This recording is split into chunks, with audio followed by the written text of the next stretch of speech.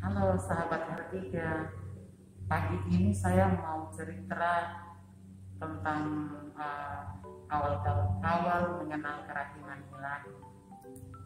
Ya, awal saya kenal nama kerahiman ilahi itu melalui saudara sepupu saya. Saudara sepupu ini berkunjung ke rumah, lalu kita ngobrol-ngobrol, cerita tentang banyak hal. Dan satu yang menarik buat saya adalah cerita tentang bagaimana dia bisa selamat dari kecelakaan maut di lautan lepas. Waktu itu saudara sepupu saya ini berjualan, dia dari Merauke menggunakan kapal bawa barang jualan di pedalaman. Nah, di sana kalau barang sudah habis, dia harus kembali ke Merauke menggunakan kapal ini juga.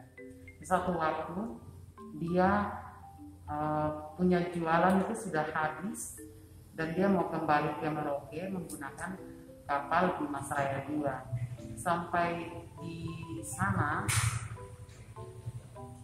ternyata kapal ini mengalami kerusakan dan akhirnya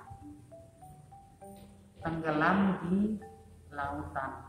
Nah, saat tenggelam itu kondisi saudara sepupu saya dalam keadaan hamil besar, hamil 5 bulan, kondisi perutnya sudah besar dan dia harus berenang dengan sekuat tenaga menyelamatkan bayi yang ada di dalam perut. Dan dia pokoknya berjuang. Kita bisa bayangkan ketika kita berada di lautan lepas dalam kondisi seperti itu dan tidak memiliki bantuan apa-apa. Nah, itu tidak bisa bayangkan.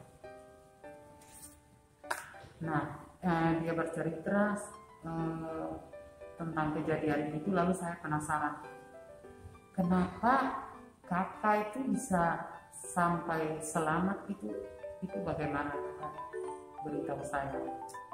Lalu dia mulai kasih tahu bahwa dia selamat itu hanya karena pertama karena kasih dan kemurahan Tuhan, karena Yesus itu terlalu baik untuk dia sehingga dia bisa selamat. Dan dia adalah orang pertama yang ditemukan dalam keadaan masih hidup.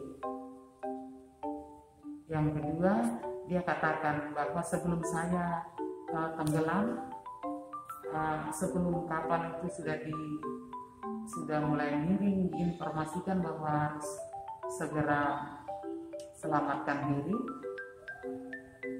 Dia sempat berdoa koronka. Dia mengatakan karena dengan doa koronka saya bisa selamat. Menarik sekali, saudara. Saya begitu terkejut ada doa lain yang dia sebutkan. Lalu saya penasaran, itu doa apa lagi, kakak?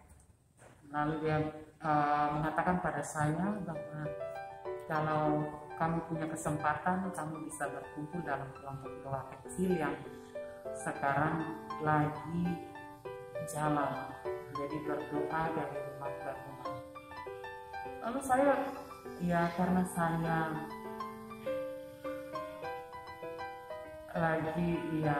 karena saya suka dengan cerita dia, karena doa yang baru ini, sehingga akhirnya saya tertarik untuk bergabung dengan satu kelompok doa yang kecil ini. Nah, kelompok doa ini berdoa dari rumah ke rumah dan itu membuat saya semakin yakin bahwa di komunitas kecil ini, di kelompok kecil inilah saya menemukan relasi yang sangat intim, relasi yang sangat dekat sekali dengan Yesus kerahiman.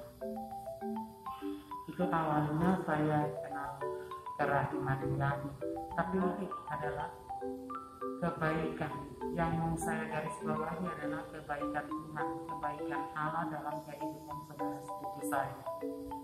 Karena kebaikannya dia bisa selamat, karena kasihnya dia bisa dapat bantuan penyelamatan. Jadi helikopter bisa selamatkan saudara, bisa menemukan, bukan dia bisa helikopter bisa menemukan saudara sepupu saya. Ada dua hal yang menarik yang bisa saya katakan. Allah penuh kebaikan.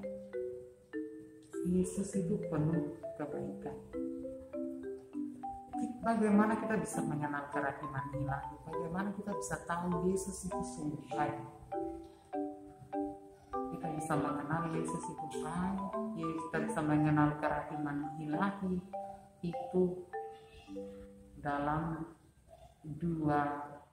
Yang pertama, dalam ajaran tradisi Kristiani, dalam ajaran tradisi Katolik melalui kitab suci.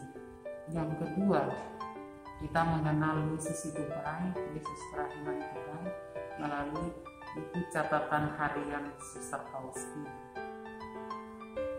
Sangat menarik. Allah dikisahkan dalam Keluaran 34 di kitab suci ayat 6 mengatakan bahwa Allah adalah baik. Allah sungguh sangat baik. Yang kedua, di buku harian Faustina berulang kali Suster Faustina mencatat bahwa Allah adalah Sang Kasih dan kerahiman. Yesus juga menyebut Raja dirinya kerahiman, sebagai Raja kerahiman ilahi. Itu dikisahkan dalam buku harian Santa Faustina nomor 1273. Beberapa kali Suster Faustina menulis dalam catatan hariannya bahwa Yesus yang kita kenal, Allah yang kita kenal melalui Yesus adalah Allah yang baik, Allah yang menyebutkan bahwa Allah yang menyebut nama Sang Kerahiman, Allah yang mengatakan Allah adalah Sang Kerahiman yang penuh cinta, penuh belas kasih. Jadi luar biasa. Cerita tadi itu mengatakan bahwa banyak kali kita bisa diselamatkan, banyak kali kita bisa disembuhkan, banyak kali kita bisa dimampukan, dicukupkan dalam kebutuhan hidup sehari-hari karena Allah itu baik.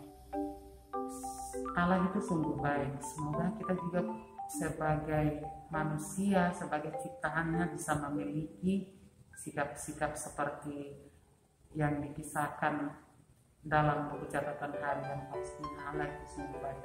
Kita bisa berbaik hati, berbelas kasih pada siapa saja yang kita temui, juga pada ciptaan lain, ciptaan Tuhan yang lain. Demikian saudara cerita hari ini.